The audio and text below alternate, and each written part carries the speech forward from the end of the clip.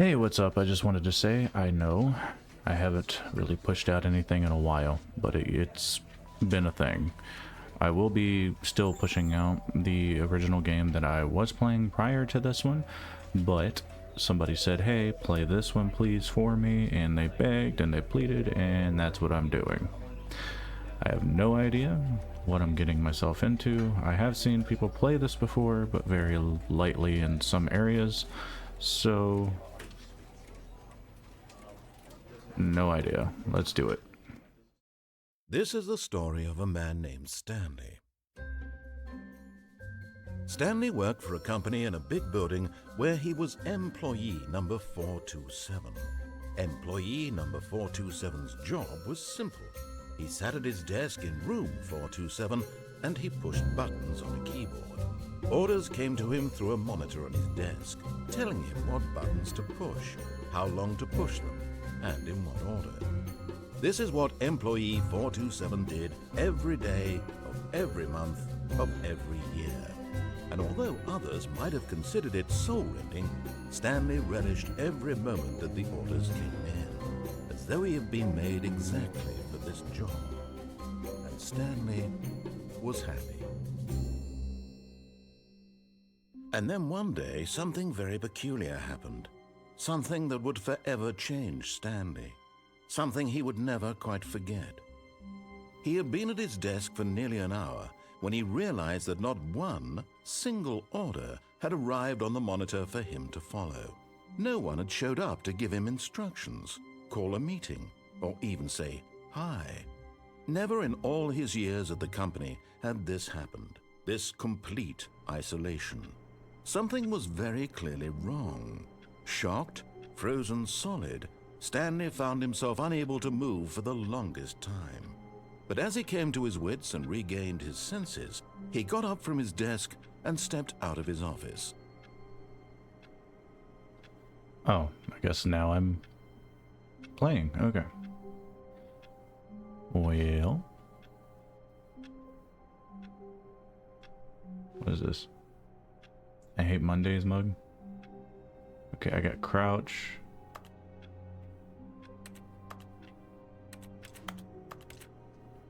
That sounds like keys. Is that all I got? Okay. All of his co-workers were gone. What could it mean? Stanley decided to go to the meeting room. Perhaps he had simply missed a memo.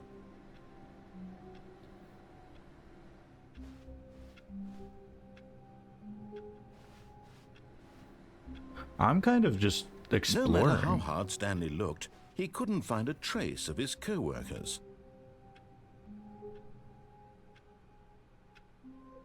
It's bright as hell outside.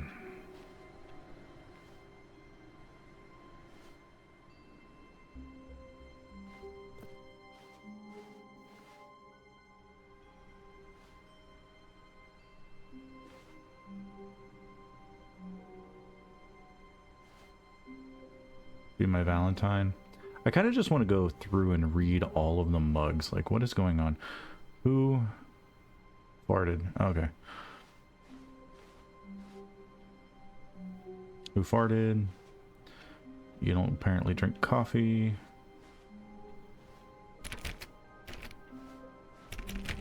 All the doors funly locked. Stanley went around touching every little thing in the office, but it didn't make a single difference, nor did it advance the story in any way. God, is that you? You sound British. What is this? I hate Mondays mug. Is there only like 3 types of mugs in existence in this game? Is that what it is? Open door. I said open the door.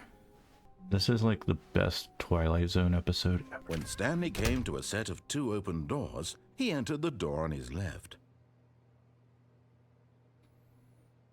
Are you trolling me?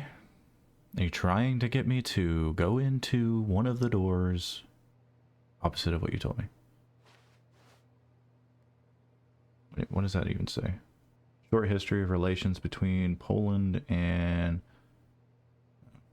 What do we do here? I'm going to the right. This was not the correct way to the meeting room, and Stanley knew it perfectly well. Perhaps he wanted to stop by the employee lounge first, just to admire it. Really? Ah, yes, truly a room worth admiring. It had really been worth the detour after all, just to spend a few moments here in this immaculate, beautifully constructed room. Stanley simply stood here, drinking it all in.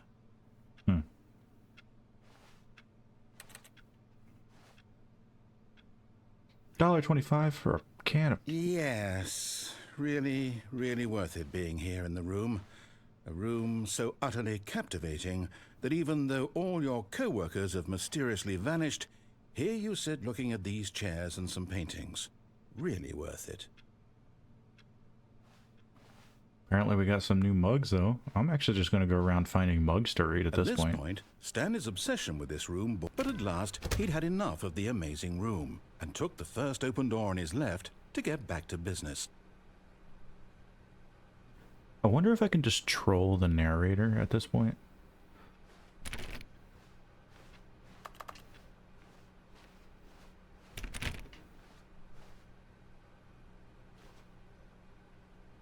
Yeah, that looks creepy. What else is there? Stanley was so bad at following directions, it's incredible he wasn't fired years ago.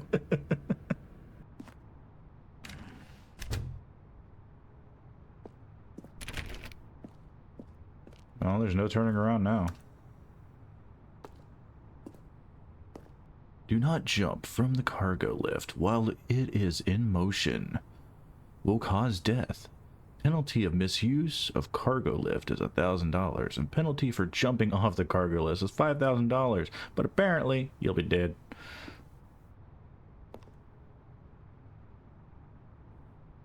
Yeah, no. Okay.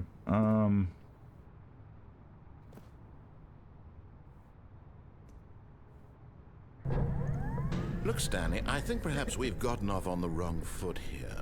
I'm not your enemy, really, I'm not. I realize that investing your trust in someone else can be difficult, but the fact is that the story has been about nothing but you all this time. There's someone you've been neglecting, Stanley. Someone you've forgotten about. Please, stop trying to make every decision by yourself. Now, I'm not asking for me, I'm asking for her. This is it, Stanley. Your chance to redeem yourself, to put your work aside, to let her back into your life. She's been waiting. I've been waiting for a... Sorry, I can't sing that song. It's copyright.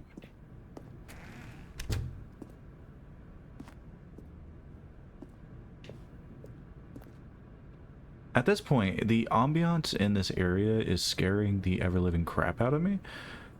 So, yeah. Now let's start. Holy crap. That's her, Stanley. You need to be the one to do this, to reach out to her. If you can truly place your faith in another, then pick up the phone.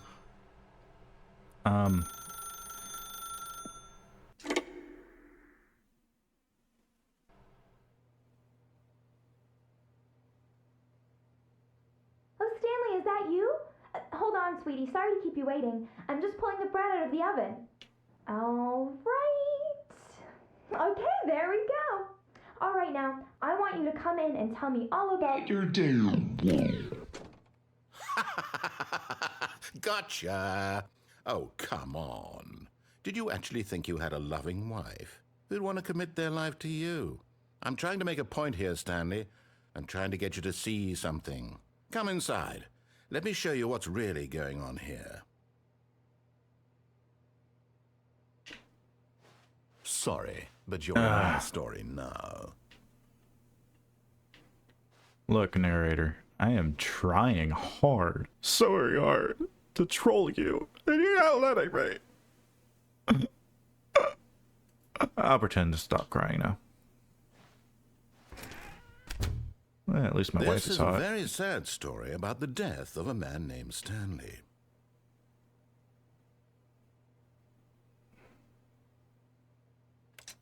Stanley is quite a boring fellow.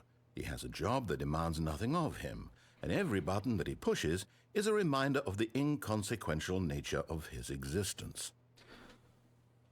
Look at him there, pushing buttons, doing exactly what he's told to do. Now he's pushing a button. Now he's eating lunch. Now he's going home. Now he's coming back to work. One might even feel sorry for him, except that he's chosen this life. But in his mind, in his mind he can go on fantastic adventures. From behind his desk, Stanley dreamed of wild expeditions into the unknown, fantastic discoveries of new lands. It was wonderful, and each day that he returned to work was a reminder that none of it would ever happen to him. And so he began to fantasize about his own job. First, he imagined that one day while at work, he stepped up from his desk to realize that all of his co-workers, his boss, everyone in the building had suddenly vanished off the face of the earth. The thought excited him terribly. So he went further. He imagined that he came to 2 open doors and that he could go through either. At last, choice. It barely even mattered what lay behind each door. The mere thought that his decisions would mean something was almost too wonderful to behold. Well, at this point, I mean, you're giving me no choice but to follow along with what you're telling me to do. As he wandered through this fantasy world, he began to fill it with many possible paths and destinations. Down one path lay an enormous round room with monitors and mind controls. And down another was a yellow line that weaved in many directions. And down another was a game with a baby. And he called it the Stanley Parable. It was such a wonderful fantasy, and so in his head he relived it again, and then again, and again, over and over, wishing beyond hope that it would never end, that he might always feel this free. Surely there's an answer down some new path, mustn't there be? Perhaps if he played just one more time. But there is no answer. How could there possibly be? In reality, all he's doing is pushing the same buttons he always has. Nothing has changed. The longer he spends here, the more invested he gets, the more he forgets which life is the real one. And I'm trying to tell him this, that in this world he can never be anything but an observer, that as long as he remains here, he's slowly killing himself. But he won't listen to me. He won't stop. Here, watch this. Stanley, the next time the screen asks you to push a button, do not do it.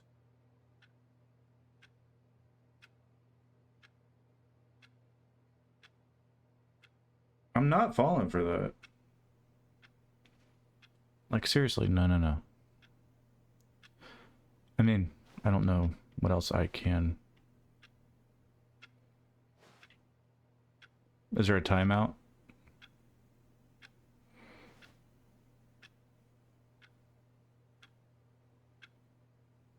I guess this is staring at the clock. I'm gonna take a seat. This is what we're doing. This is the whole game. I'm not falling for it.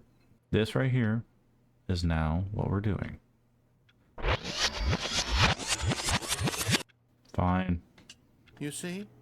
Can he just not hear me? How can I tell him in a way that he'll understand that every second he remains here, he's electing to kill himself? How can I get him to see what I see? How can I make him look at himself? I suppose I can't, not in the way I want him to. But I don't make the rules. I simply play to my intended purpose, the same as Stanley. We're not so different, I suppose. I'll try once more to convey all this to him. I'm compelled to. I must. Perhaps, well, maybe this time he'll see. Maybe this time. And I tried again, and Stanley pushed a button. And I tried again, and Stanley pushed a button. And I tried.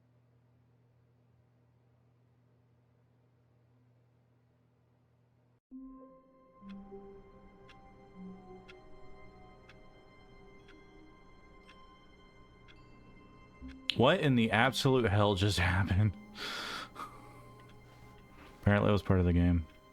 All of his co-workers were gone. What could it mean? So that's the right. When Stanley came to a set of 2 open doors, he entered the door on his left.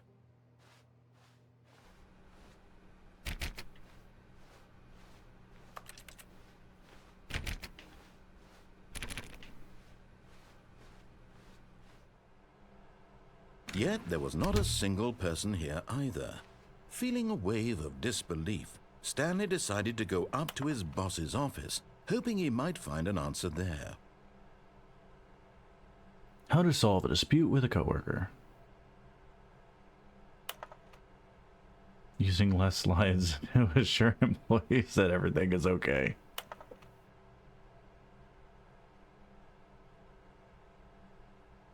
That is the most beautiful graph or pie chart I've ever seen.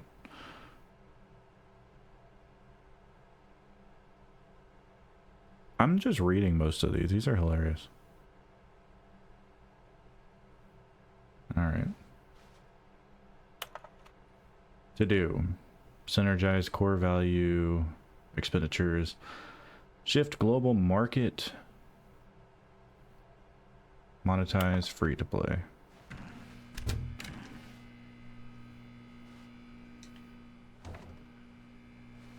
Stanley stepped into the broom closet, but there was nothing here, so he turned around and got back on track.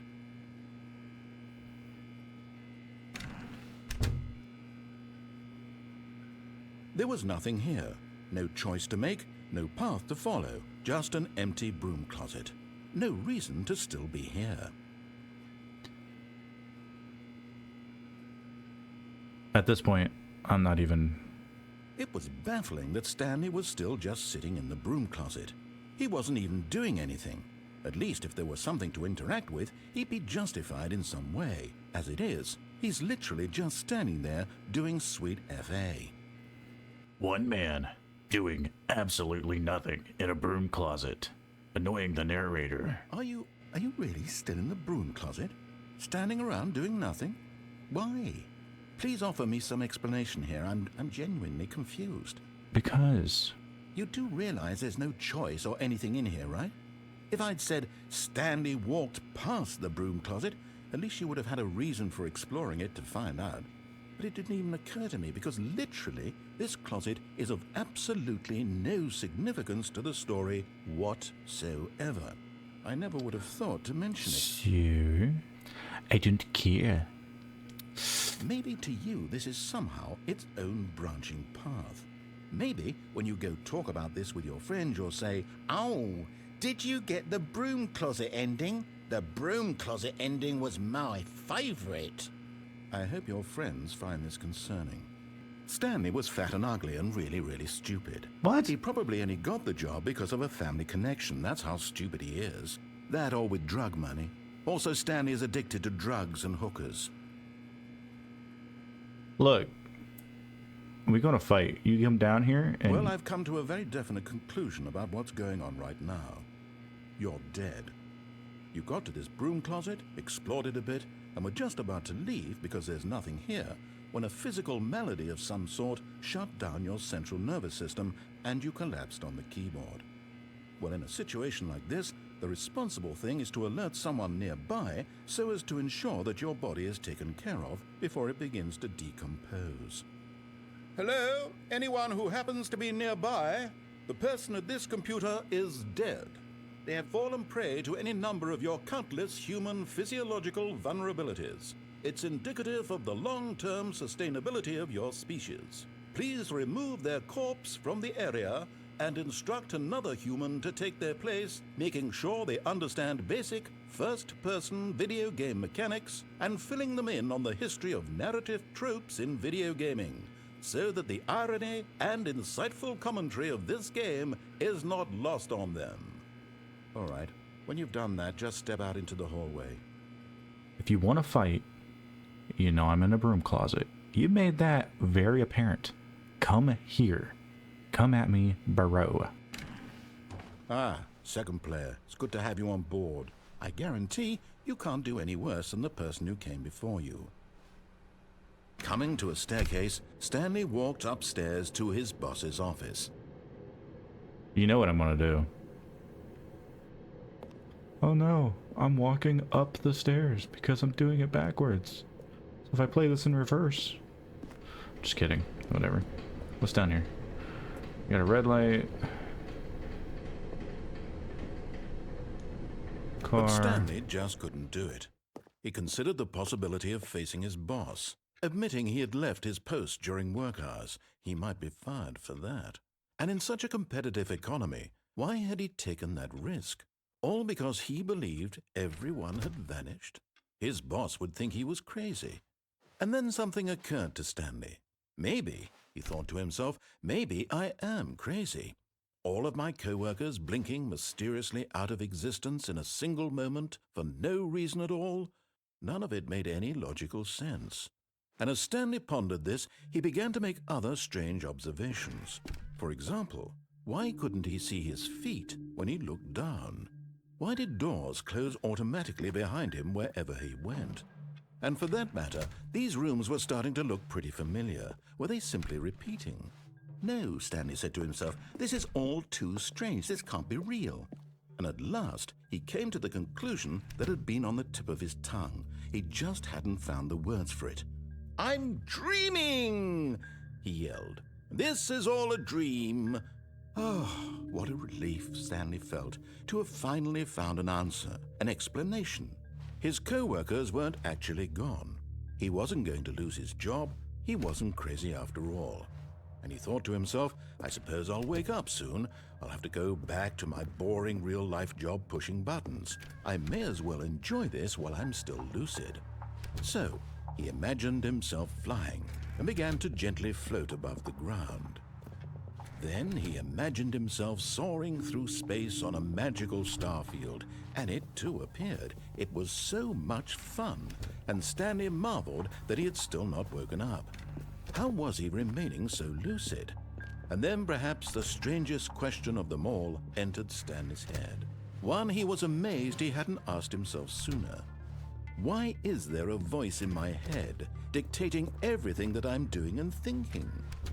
Now the voice was describing itself being considered by Stanley, who found it particularly strange.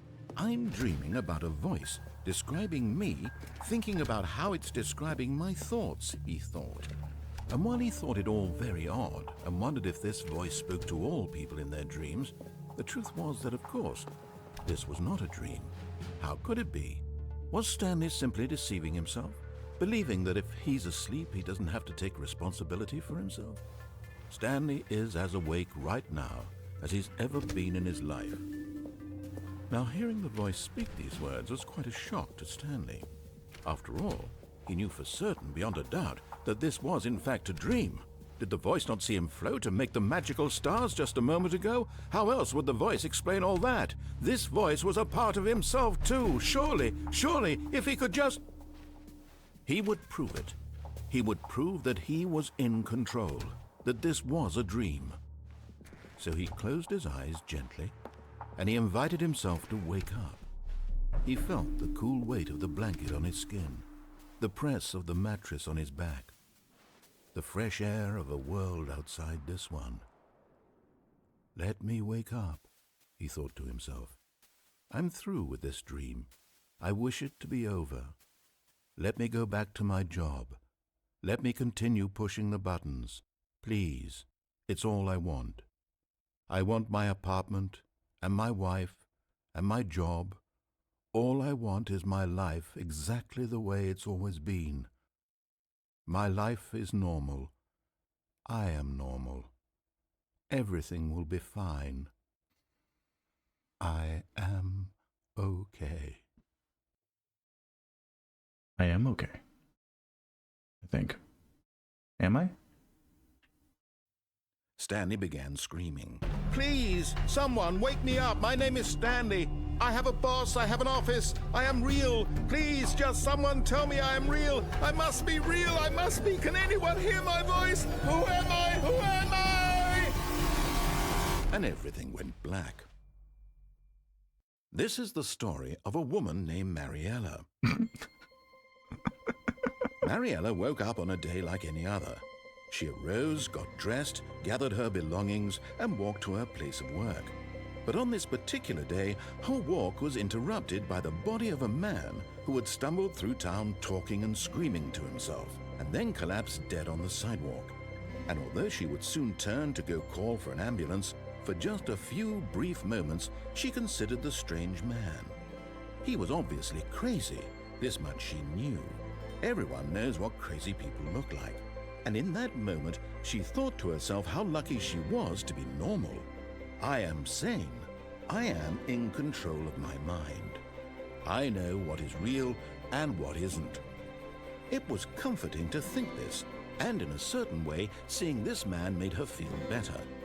But then she remembered the meeting she had scheduled for that day, the very important people whose impressions of her would affect her career, and by extension, the rest of her life. She had no time for this, so it was only a moment that she stood there, staring down at the body. And then she turned and ran.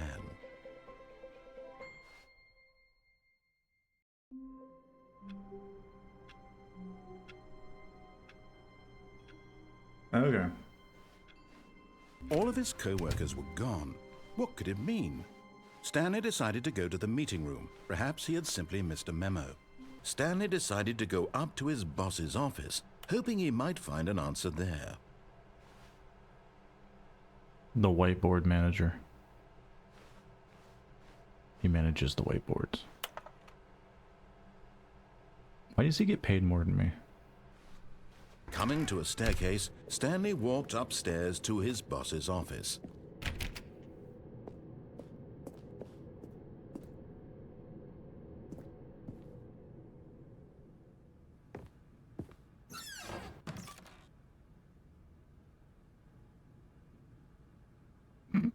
I'm sorry.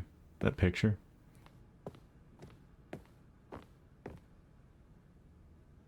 Business strategy.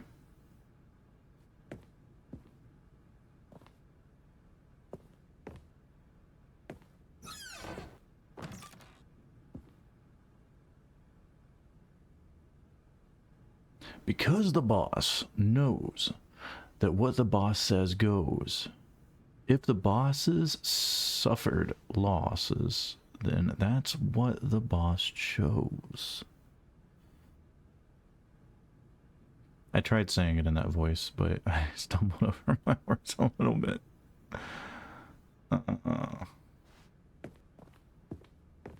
Stepping into his manager's office, Stanley was once again stunned to discover not an indication of any human life.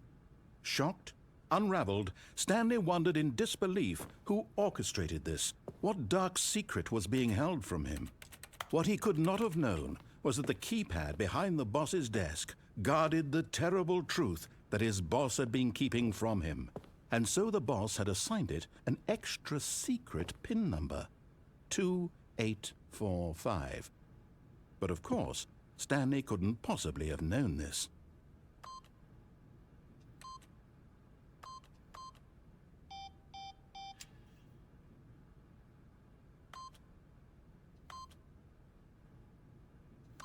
Stanley just sat around twiddling his thumbs.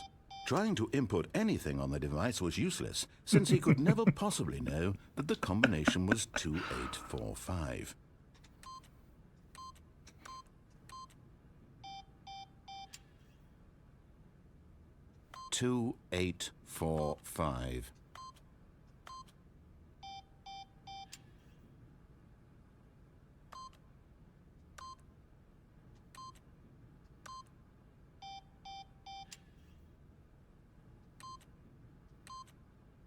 Forgot, but it turns out that the panel's emergency override kicked in, and the door just opened all by itself, and Stanley got the hell along with the story. Well, whoop-de-doo. I just wanted to see what would happen.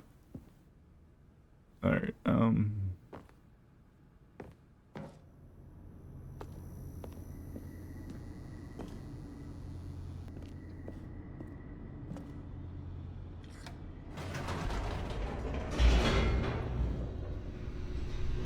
Descending deeper into the building, Stanley realized he felt a bit peculiar.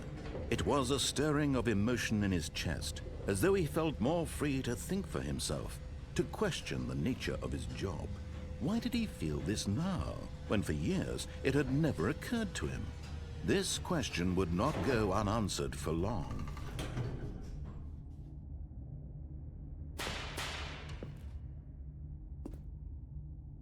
What in the world just sparked? There's like no wires right there. Stanley walked straight ahead through the large door that read Mind Control Facility.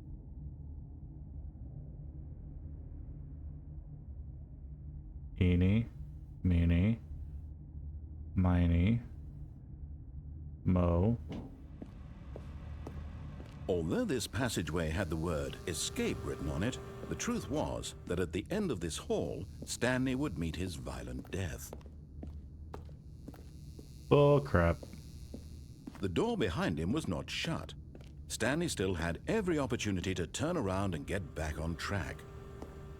Turn around. At this point, Stanley was making a conscious, concerted effort to walk forward and willingly confront his death.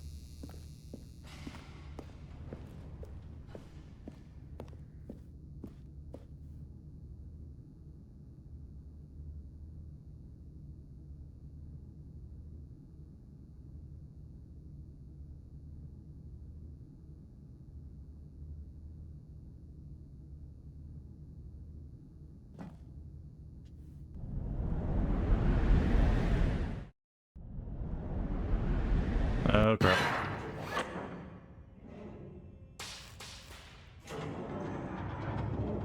As the machine whirred into motion and Stanley was inched closer and closer to his demise, he reflected that his life had been of no consequence whatsoever. Stanley can't see the bigger picture. He doesn't know the real story, trapped forever in his narrow vision of what this world is. Perhaps his death was of no great loss, like plucking the eyeballs from a blind man. And so he resigned and willingly accepted this violent end to his brief and shallow life. Farewell, Stanley.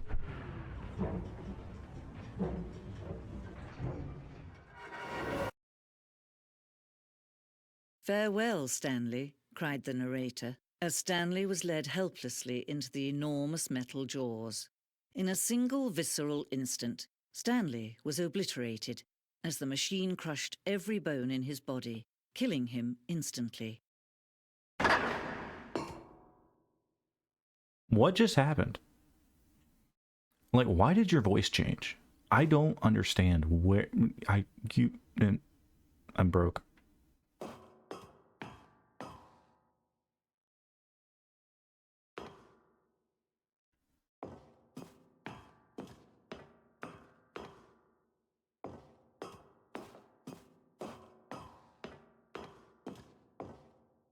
And yet it would be just a few minutes before Stanley would restart the game, back in his office, as alive as ever. What exactly did the narrator think he was going to accomplish? When every path you can walk has been created for you long in advance, death becomes meaningless, making life the same. Do you see now? Do you see that Stanley was already dead from the moment he hit start?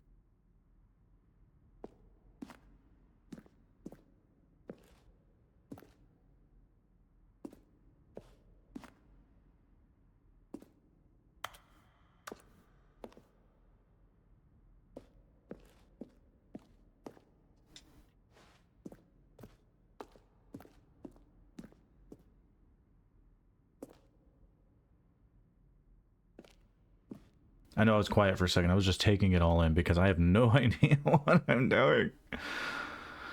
Oh, wow. Yeah, so, in this world, in the vast emptiness that could be the surreal space in between made-up things that I'm saying and the voice I'm choosing to say it in, what more can somebody ask?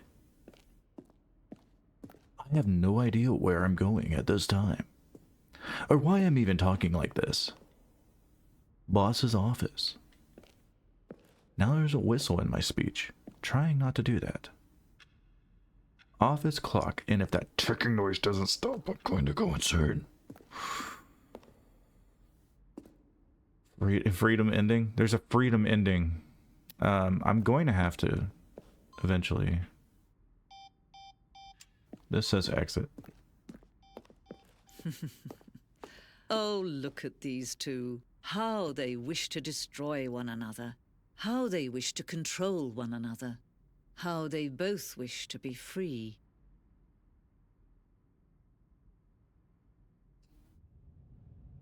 Can you see? Can you see how much they need one another? No, perhaps not. Sometimes these things cannot be seen. But listen to me. You can still save these two. You can stop the program before they both fail. Push escape and press quit. There's no other way to beat this game.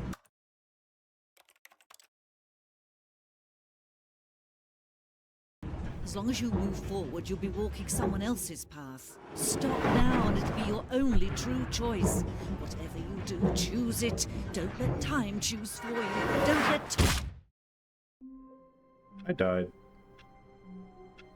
Like, what do we produce here? Did we just produce, like, the idea of... 2845. But of course, Stanley couldn't possibly have known this. Yet incredibly, by simply pushing random buttons on the keypad, Stanley happened to input the correct code by sheer luck.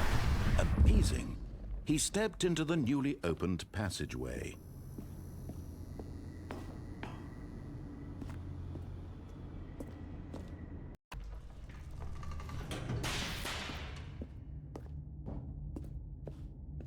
Stanley walked straight ahead through the large door that read Mind Control Facility.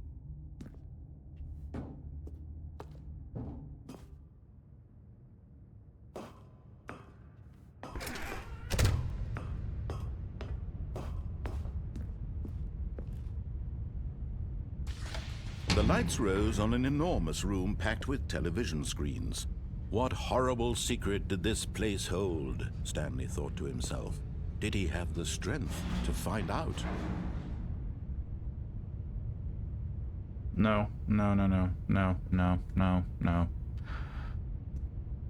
Sing it with me now. No.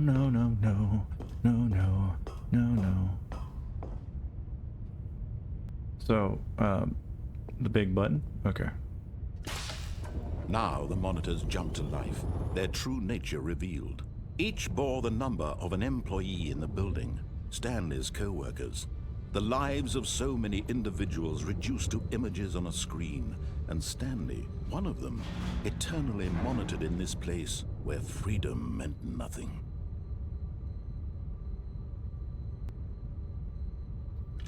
Big Brother is always watching. This mind control facility, it was too horrible to believe. It couldn't be true. Had Stanley really been under someone's control all this time? Was this the only reason he was happy with his boring job? That his emotions had been manipulated to accept it blindly? No, he refused to believe it. He couldn't accept it. His own life in someone else's control? Never! It was unthinkable, wasn't it? Was it even possible? Had he truly spent his entire life utterly blind to the world?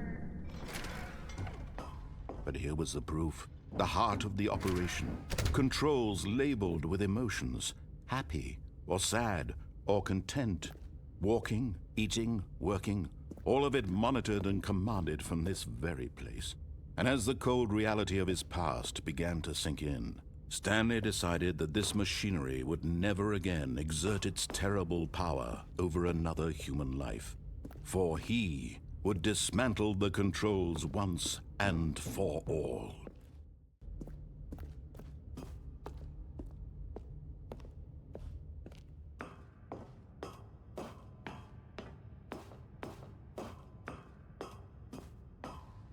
And when at last he found the source of the room's power, he knew it was his duty, his obligation, to put an end to this horrible place and to everything it stood for.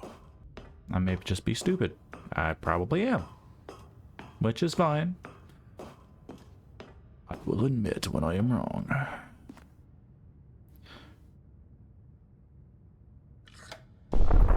Oh, Stanley, you didn't just activate the controls, did you? After they kept you enslaved all these years, you go and you try to take control of the machine for yourself. Is that what you wanted? Control? Oh, Stanley, I applaud your effort, I really do. But you need to understand, there's only so much that machine can do. You were supposed to let it go, turn the controls off, and leave. If you want to throw my story off track, you're going to have to do much better than that. I'm afraid you don't have nearly the power you think you do. For example, and I believe you'll find this pertinent, Stanley suddenly realized he had just initiated the network's emergency detonation system. In the event that this machine is activated without proper DNA identification, nuclear detonators are set to explode, eliminating the entire complex. How long until detonation then? Let's say, 2 minutes. Ah, now this is making things a little more fun, isn't it, Stanley? It's your time to shine. You are the star. It's your story now. Shape it to your heart's desires. Oh, this is much better than what I had in mind. What a shame we have so little time left to enjoy it. Mere moments until the bomb goes off. But what precious moments each one of them is.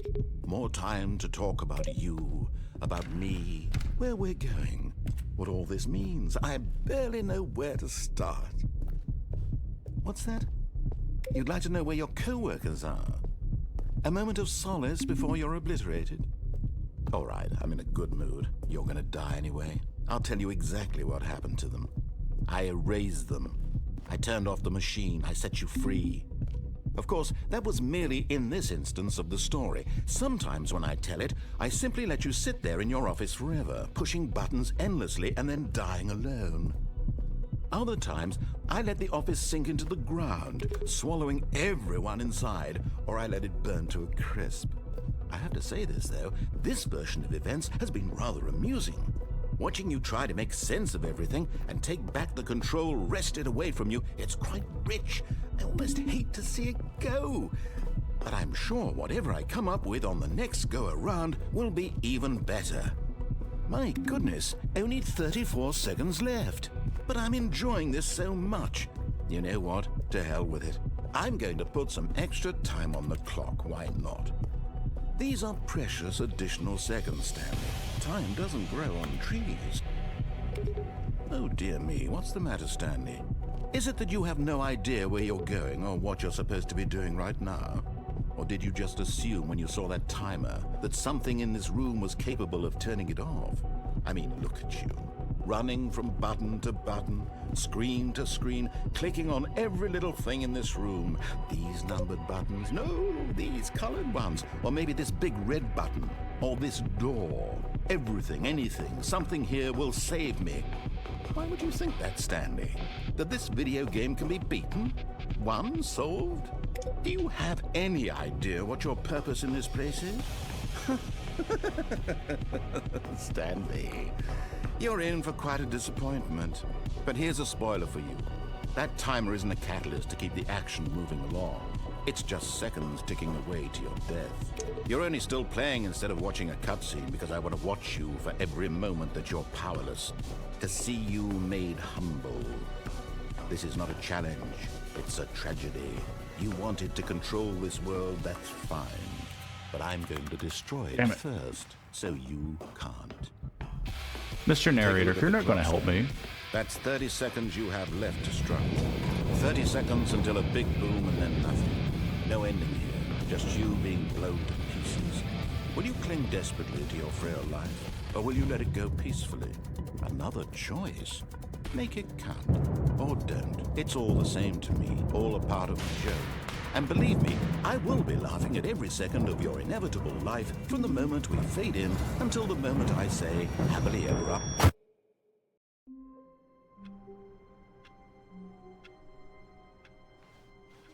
Already this was uncomfortable, and Stanley decided that as soon as he found a new space he felt safe in, that he would never leave it again in his life. Is that what you think? Is that what you really think? If I find you, Mr. Narrator, You know what? I never...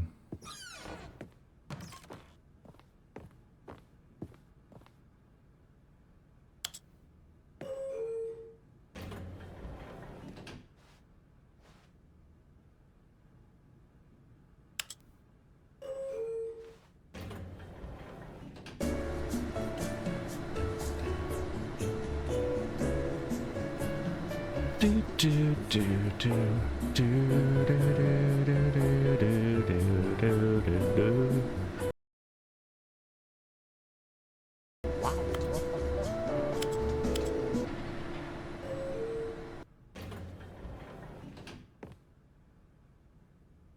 Apparently that was what that was.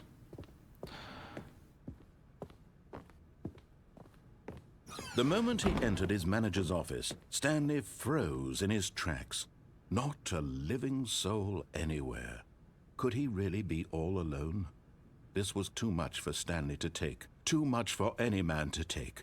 He fell to his knees, bursting into half moans, half sobs, the guttural retching of life from a man denied any hope, any reason to keep going. Here on the floor he lay prone, paralyzed by fear for nearly a full hour. But when at last he began to move about and survey the situation, he found a keypad behind the boss's desk. Oh look, a What could it keypad. mean? What Was it could a it sign mean? of hope for Stanley's future? Alas, No. it was not. For although this keypad guarded the terrible secret of Stanley's past, it had been assigned a 4-digit code so devious and so random that no man could ever 8, hope to guess it. 6, 2, 7, 8, 4, 5. 5, 3. Statistically, nearly impossible to guess blindly, ever.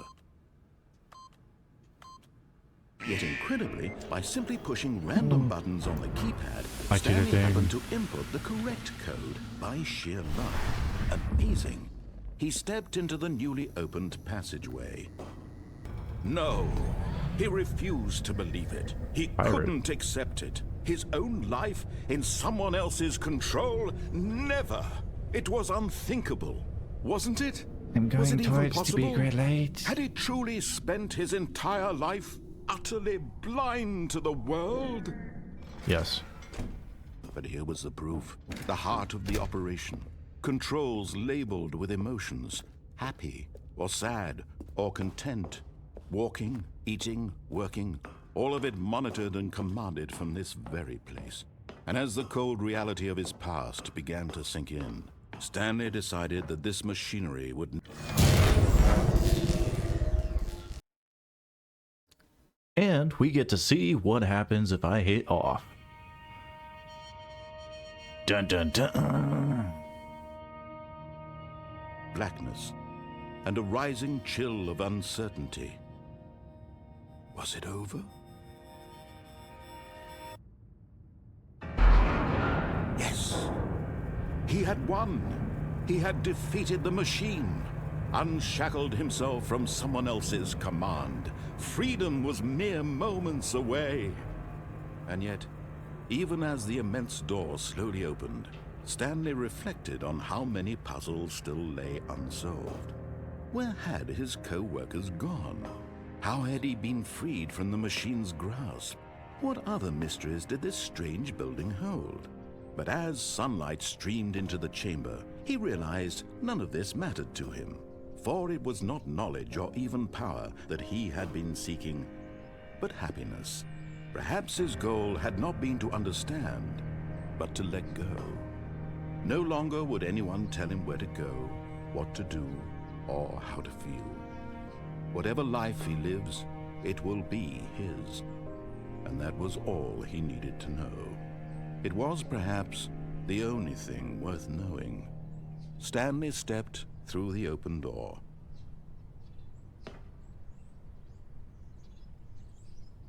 Stanley felt the cool breeze upon his skin, the feeling of liberation, the immense possibility of the new path before him. This was exactly the way, right now, that things were meant to happen. And Stanley was happy.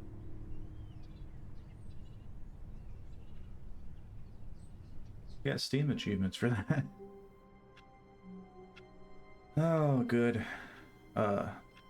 So, I believe there's a lot more puzzles to this. I'm pretty sure there are, and I still want to figure out so many of the things that I know that I'm just stupid on. So right now, I think this is a good stopping point. I may revisit this again in the future, but this was a very fun game.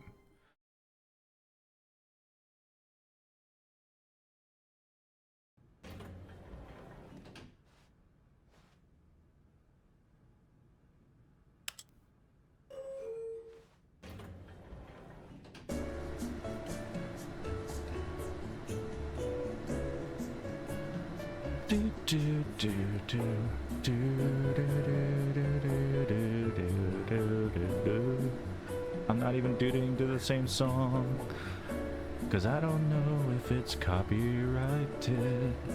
So I'm singing along to the song, making up silly words and not even trying to sing, just making my own voice and tunes. I'm still talking over the music.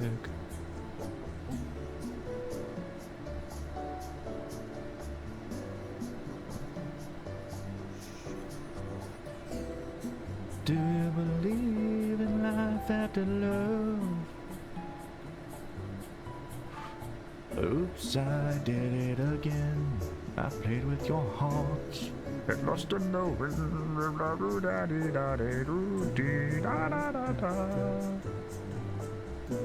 Okay, the elevator is still going down. I don't know why, but it's fine. One word, one time, many times ago. Yesterday's today's tomorrow, but today's something of yesterday's today.